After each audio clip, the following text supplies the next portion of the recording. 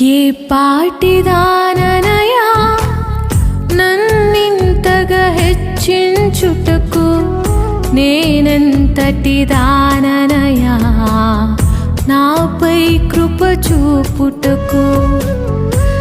ఏ పాటిదాననయా నన్నింతగా హెచ్చించుటకు, నేనెంతటి దాననయా నాపై కృప చూపుటకు.